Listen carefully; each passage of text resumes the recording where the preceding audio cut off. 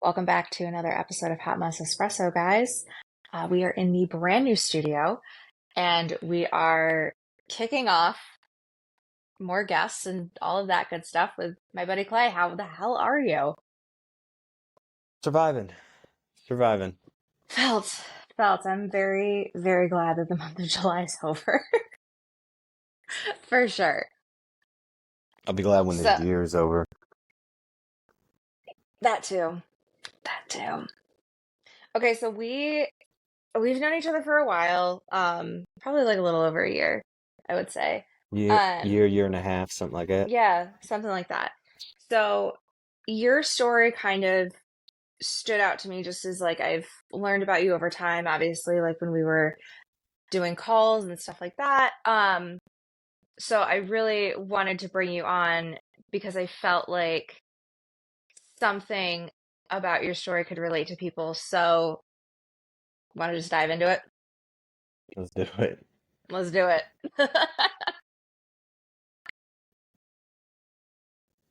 So, I mean, grew up in Indiana.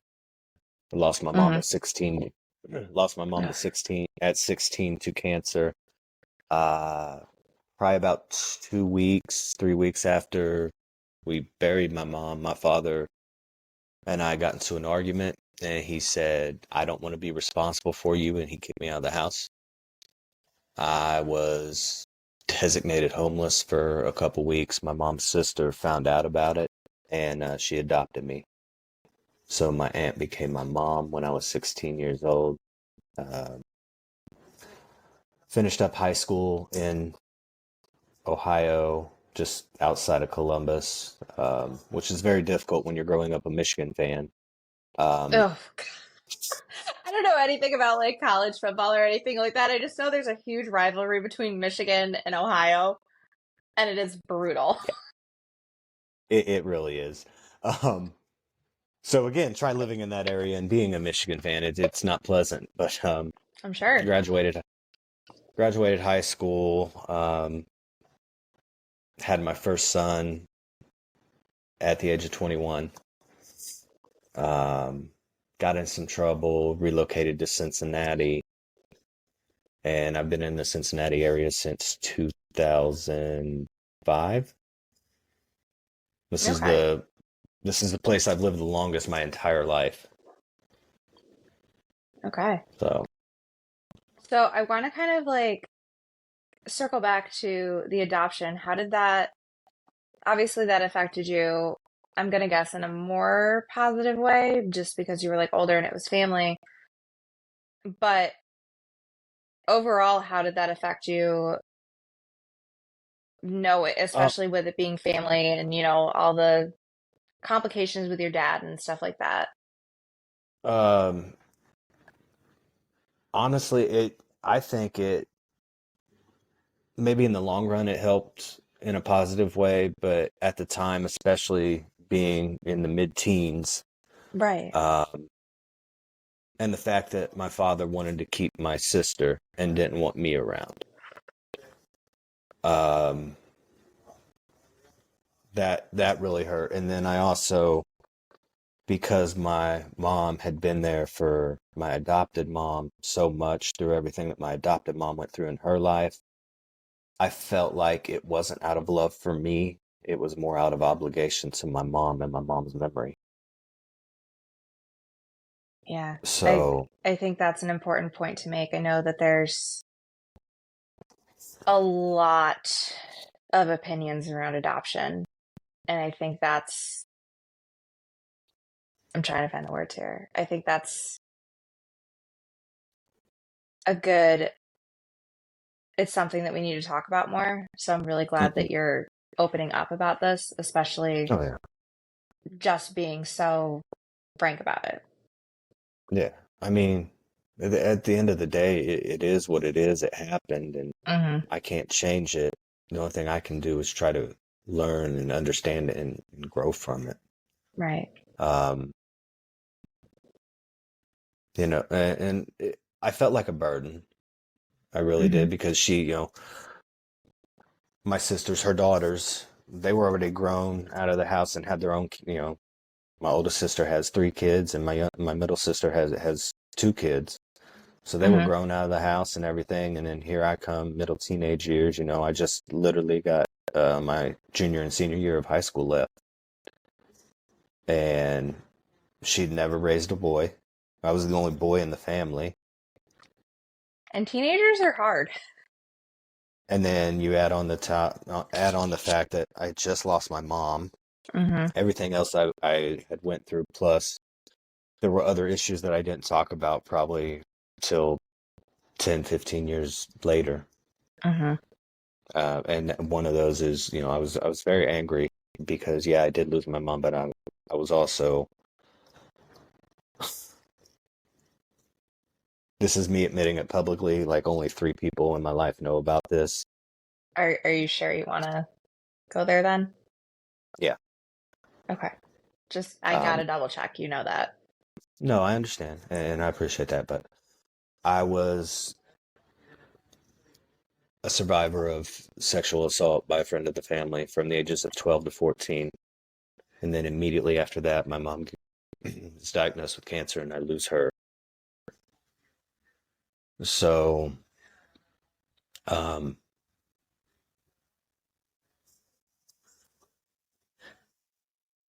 all that made me a very angry person.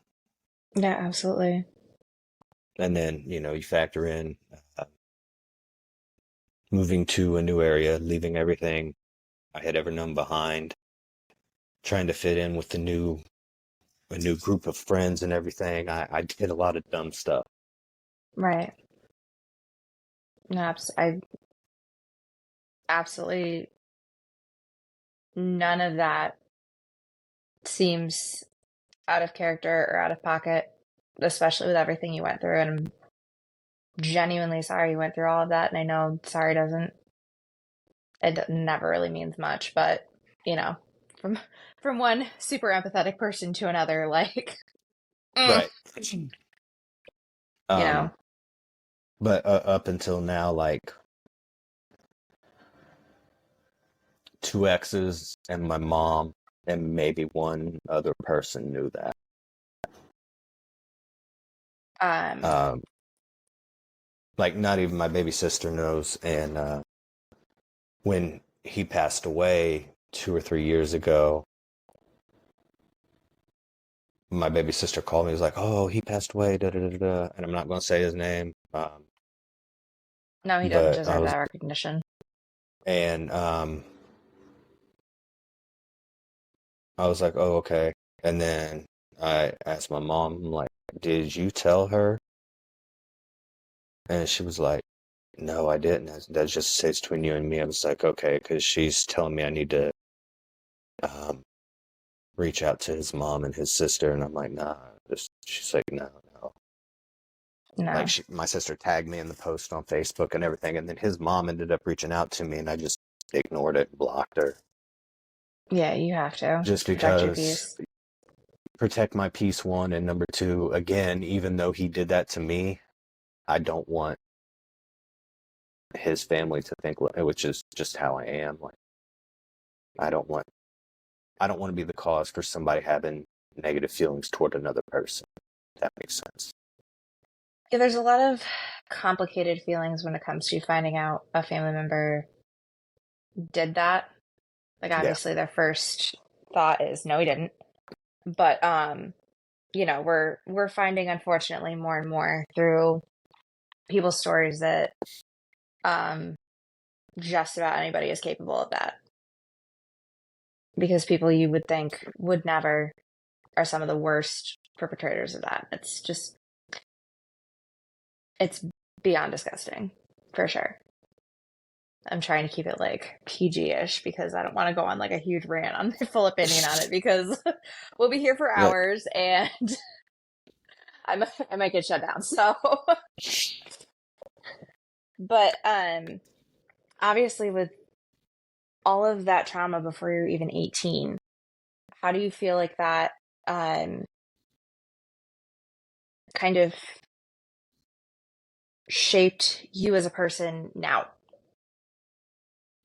Because Um, obviously there's it didn't stop there, but how do you feel like that shit in particular move like affected now?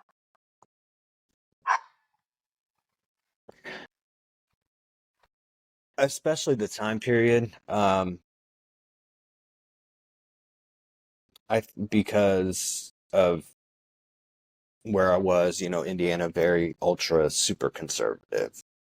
My family, growing up, my family was super conservative.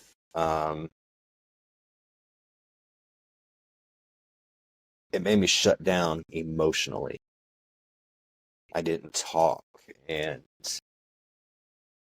wasn't as open with feelings and communicating and stuff like that. So, having gone through that, I just bottled everything up. And again, it led to the being an angry person, an angry individual. So, Yeah, I can imagine. How have you like started to work through a lot of that, or is it something on the to-do list, like no, kind of thing? I've been in therapy since 2020. Good. I love to hear Um, that. It makes me working, so excited when people are in therapy. I'm like, yes. yeah. And I'm the type of person, a lot of times talking just doesn't do anything but make it worse. Mm-hmm. So Felt. I've started going back. So I've started going back to the gym, and um, at one point back in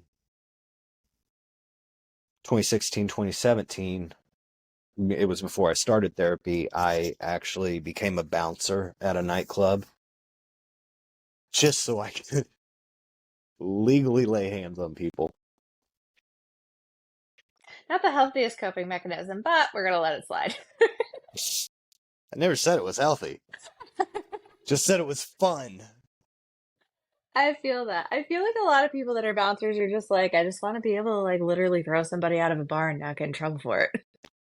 Oh, it beyond throwing. And this bar, nightclub, whatever, it's where all the Bengals players and visiting teams and their fans and Reds players, that's where they all would go to after a game or whatever. Oh, so it can get a little fun in Oh there. yeah. Oh yeah. There was one time. Now you probably in Cincinnati, it's divided into sections. There's the west side, the east side, and then there's campus. Okay, yep. Um, and then there's Dayton, which isn't too far. It's like an hour away. Right. So one night, the promoters decided it was a great idea to have a party from the west side, a party from the east side, and a party from Dayton, all at the same time. That night ended up with people getting stabbed. I was just gonna say, where I live, we have a west side and an east side, but it's more like the west side, is just more chill, where the east side's where all like the uppity people live. But I feel like in most like major cities, if there's like sides to things, you don't, Don't this is enter. not a kumbaya moment. No. And let's add in alcohol. It's a great idea, right? Yeah. No, It's, it wasn't. it always ends well. What are you talking about? As staff working that night, I can assure you it was not. I'm sure- Oh my God. So I kind of want to circle back for like a second. Um, as a man in therapy, uh, what are some stigmas that you've kind of come across, if any, or have people been super supportive about the fact that you're in therapy?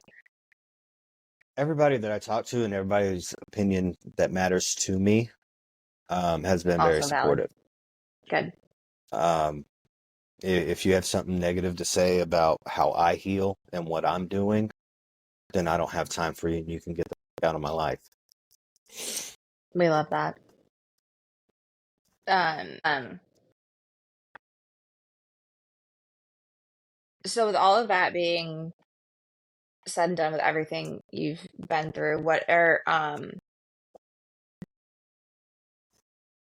what are kind of some takeaways that if someone was coming to you with like a similar story, what kind of like advice, as annoying as advice can be sometimes, where are you with um being able to talk to people that might be going through similar circumstances?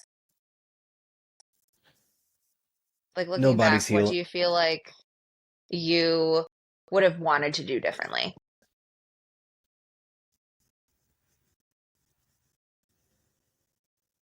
Nobody's healing journey is ever going to look the same, Nope, and not at all. that that's something that I've learned, the Yep. hard way. I've tried to deal and cope with things the way other people have, and it doesn't work for me. Through my own Healing's brain very messy. chemistry, it really is, and through my own brain chemistry and my neurodivergencies of my own, and how just everybody's just different.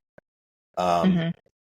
One thing I wish I would have done different, aside from trying to mirror other people's coping mechanisms, um, Hmm. I wish that I did a lot of self blame. Like, oh, if I'd have done Mm. this differently, if I'd have reached out more, if I'd have X, Y, Z. And Hmm. the reality of the situation is, there's something I read about a couple weeks ago called white narcissism, Ooh, and go on. um, and it's not a racial thing. It's Right. light and dark. Um, like dark narcissism, that is like being manipulative, controlling, possess, all that stuff. Hmm. The stereotypical narcissism. Yeah. White light narcissism is basically, oh, it's my fault because if I'd have done this, it wouldn't have happened. If I would have reached out, if I would have XYZ. And that's still a narcissistic standpoint because you think that what you do can control or dictate the outcome of an event or a situation. Right. So, to just not be narcissistic and think that my actions could have changed things. That's a really good point to make because I feel like a lot of us do that, especially after any sort of loss or any sort of traumatic event, as kind of like a trauma response. Mhm. Um, And a lot of that could be due to the environments that we grew up in. Like, like and I mean, always being when at I fault grew for everything. exactly, like, oh, Yeah. you know, Because I feel things like like that. a lot of that happens with like cluster B disorders and like borderline as well. We tend to self blame and self like deprecate because somehow, because the blame was put on us for so long for things that weren't in our control whatsoever, we start to just, it becomes like an internal dialogue. Mhm. So that's a really good point to make, especially with like the fun fact that BPD and NPD are actually in the same cluster of personality disorders. So Mhm. that jump isn't that hard to make. And I'm not saying that everybody is a narcissist or has BPD. My God.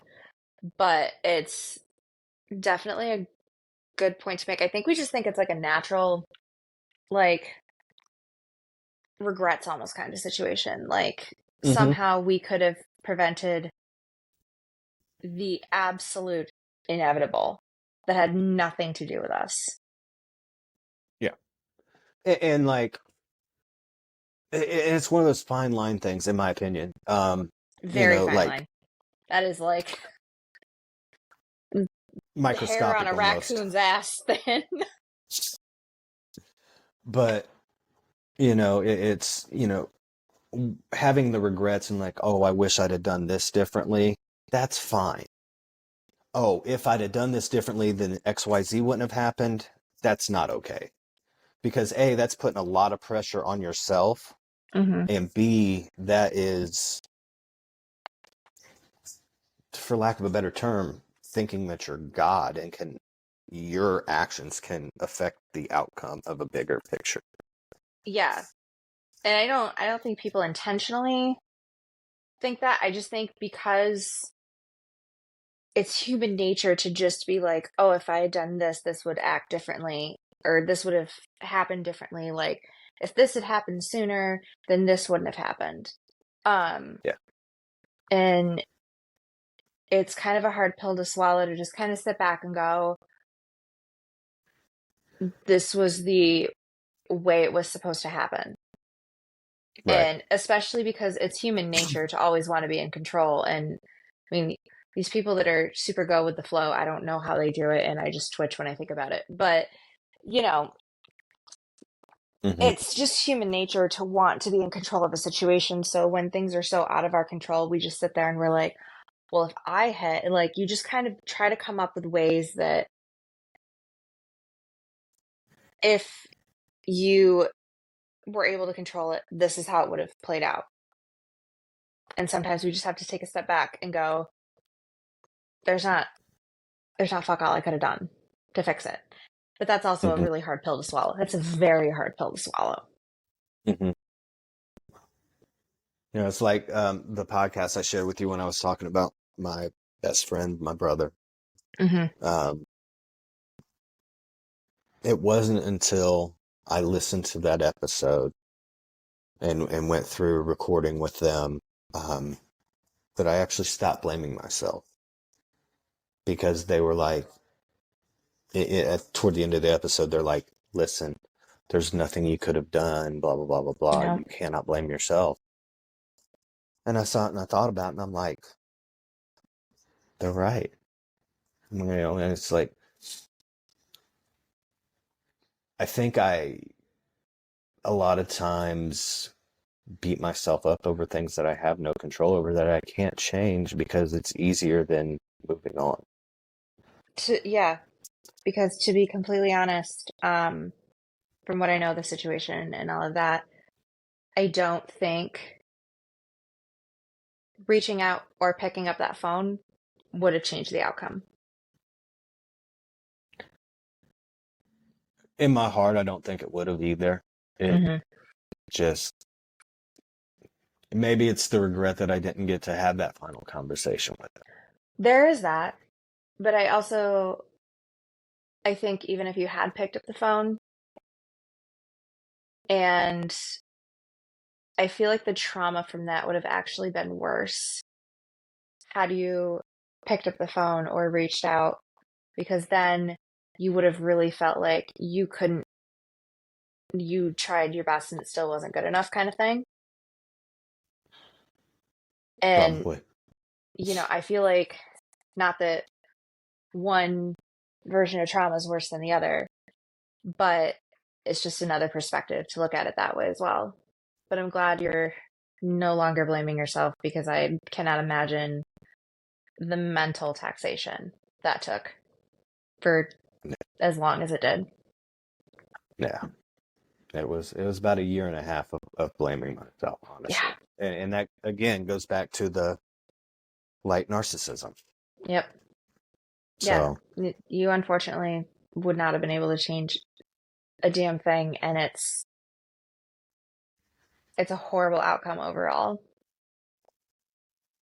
But for all involved and yeah, and you know our other friends and his blood relatives, like we've all talked about it, and it's like, we in no way condone or try to justify what he did. right. We hate it just as much as the victim's family, but we still love him. Yeah, you can I mean, love. he's my daughter's godfather. Yeah, So that's another layer of that. That's a very complicated way of grieving, I'm sure. And I don't know if you're comfortable talking about it publicly. Um, But if you're not, totally understandable. I know what's going on. So, Right.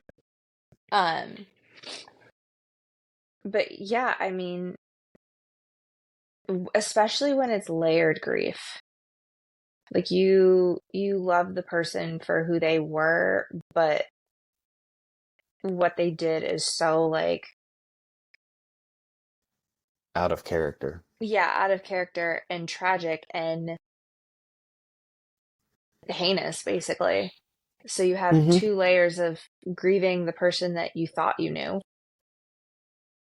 and trying to hold space and empathy and sympathy for the other family and what they're dealing with, and knowing that they're going to have a lot of anger towards anyone attached to that person.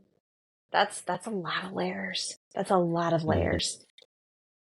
How did you how did you slowly start to get through that?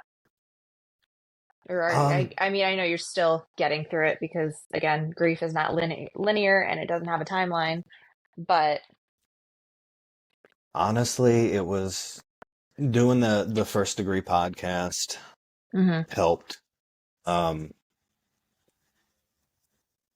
which Alexis and Jack they're just wonderful human beings to begin right. with. And as I was interviewing for that, it was you know, they kept like, it's okay, da da da da da. Just, letting me go through the motions. So having Right. the space to talk to about it, somebody that I'm not paying for therapy, that is not emotionally connected to me or the other person, and just hearing an unbiased answer or hmm opinion or whatever, that helped. Um, and it's just been a lot of remember the good times, celebrate their life, and anything that doesn't align with what I believe in or how I feel, let it go. That's actually great advice. It's hard to let it go, but you It do need to is. let it go or it'll eat you alive. And it did for about a year and a half. Because that happened in June of 2021. And hmm then October 2021, I lost my grandma. Mm, Losing my grandma hurt worse than losing my mom. It hurt worse than losing my grandpa, who I'm named after. hmm And it was almost 4 months to the day of losing my best friend, the one I considered my brother, from Yeah. the time I arrived in Cincinnati. Like we celebrated our birthdays together. Our birthdays hmm were one day apart. I was October 4th. He was October 5th. And so when I lost her, I lost in mentally. That was the last connection I had to my childhood, the last connection I had to my mom. hmm And so that was like losing all those other people again on top of losing her. And then about 10 months after that, that's when my now ex-wife, in mid-conversation, we weren't having an argument or anything, we were in the middle of the conversation, I was doing what I do with my ADHD, and I'm going detail by detail, and I had caught her in a lie, and she just looked at me, she's like, I don't want to do this anymore. I'm like, what do you mean, talk about this? Or she's like, I don't want to be married to you anymore. Oh, And she left August 28th, 2022. So, you went through it. and then I found out that at least two of my friends she was sleeping with. Well, shit. Mm-hmm. That's a So, lot to handle in a year span, basically. mhm, yep. Goddamn. I have no other words but that. I I mean, you know me. You Yeah, know I'm absorbing all of it. Just like I know. I feel And I for you. and I know like a lot of this stuff is not stuff that you knew beforehand, and I see like the total like how the hell are you still standing? You know, I get that look from people a lot too, and I just casually list off the shit that I've been through. We Yeah, just we stand. There's yeah, no and it's other. like and people like us, we can just read it off like it's a grocery list. It's like Hmm. this, and the side of that, you know. Oh, I forgot this like super traumatic core memory over here. Yeah, and it's like Like, oh crap, I forgot to pick up milk. Like right. People are you like, know, what the fuck? Like, it is. I mean, you have two choices when this shit happens. You can let it break you, or, and I'm not saying that none of this has broken me. right, I've had my moments. I've had my, couple weeks. I just literally got out of a dissociative episode because of a super traumatic event. You know, right. you literally, you either let it break you or you take the step back, look at it for what it is, take what you need, leave what you don't, and you just keep it moving.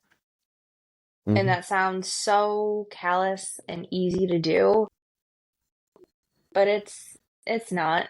There's a lot of behind the scenes emotions and stuff like that when you're dealing with all of this, but when you're dealing with long-term complex trauma, sometimes you just like you compartmentalize it in your brain to the point where you can read it off like a grocery list and scare the crap out of people that had normal childhoods. You know, Right. like Yeah, I mean, it's just like for me, it's like just listing it off like that makes it seem like it's not real. Not that it's not real, but yeah, that's like a long distant thing, you know, that has no yeah. effect on me anymore. Regardless if it does or does not, Well, it's like the layers of it the ha onion. Like you can, at surface level, you can whatever. If somebody asks you to dive deep into it, that's where the breakdown happens. Mhm. So I think that's important to go over as well.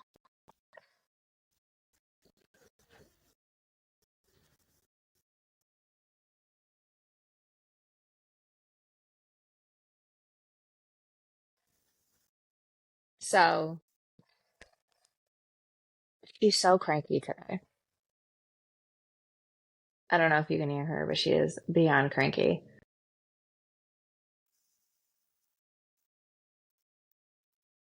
So, but yeah, I think that's important to note that it's not that we're callous or anything about that or anything like that. We have our moments, like as long as we can keep it here, we can list it off like it's a grocery list. Don't ask me to dive deep into it, otherwise we're going to be here all week. But, we can here's where we scare people. Here's where we scare them more because when we start really feeling the feelings. Yeah. So, I just like to keep it at like Mickey's Very Scary Halloween and not like the haunted house where you get trapped for the rest of the night. Like 13 ghosts level. literally, like let's just keep it at like Oogie Boogie Nights and not. No, like honestly, I feel that. And you know, and then people are like, "Well, why don't you talk about it?" Da da da da da. Like, I do. because I like having people around, Right. and you know, Let me process on my own time. Thank you. That is literally what I pay my therapist for. You are just being nosy. right. But So, no, well, thank you so much for yeah, coming on. This has been a long time coming. I think we were trying to make our schedules work back in season two, like a Yeah. year ago. Yeah. So I knew I'd get you on eventually. But Yeah. yeah, this has been fun. I say it for all of them, but I really do love like kind of the more deep dives into things and Okay. all of that. So thank you so much for coming on and sharing your story and obviously opening up and being vulnerable the way that you were. I know as a fellow survivor, it is not easy to talk about. It is not easy to admit. And I'll um be honest though, admitting that in this atmosphere, especially with you, because you've always made me feel comfortable and all that.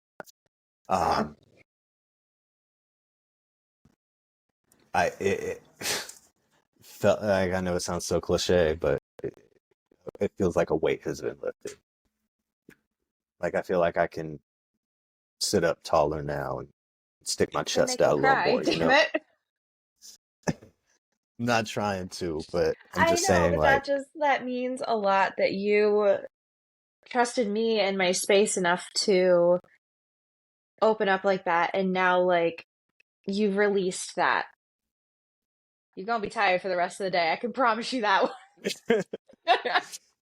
I just I just anybody that does know me if you didn't know that before, like don't look at me differently. Don't handle they me with kid shouldn't. gloves, because I'm still the same person, and going through that has made me who I am, the person that you say you care about or love or whatever. Like that's me still. Because of that, I am still me.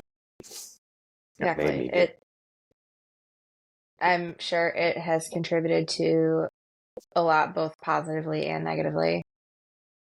But you are who you are and when people find out things about someone that they love, it shouldn't change it because they're still that person. You just didn't know about XYZ. Yeah, and So again, just don't handle me like you're you got to fragile. handle me with kid gloves. Trust me. A lot of people have broken me throughout my life. Uh, some that I thought loved me, some that I love dearly, some that I'm supposed to be the most important thing in their life. I was cast aside. So trust me, I can handle it. Just don't treat me like I'm a child, like I'm breakable, Hmm. because I am breakable. But you know. Yeah. But anyway, But yeah, if there's, I was just gonna say, if you ever need a part two or anything like that, you know where to find me. no, I know. I'm already kind of like brainstorming, like when I'm already kind of brainstorming a part two, but that is going to be down the road when uh we're both in a much more clear headspace for sure. Because I had some thoughts. So, but yeah, thank you again for coming on. Thank you for Thank you for being having me. vulnerable and thank you for trusting me enough to open up the way that you did. It's just if I was comfortable, it felt right. So thank you for I creating that appreciate that more than atmosphere. you know.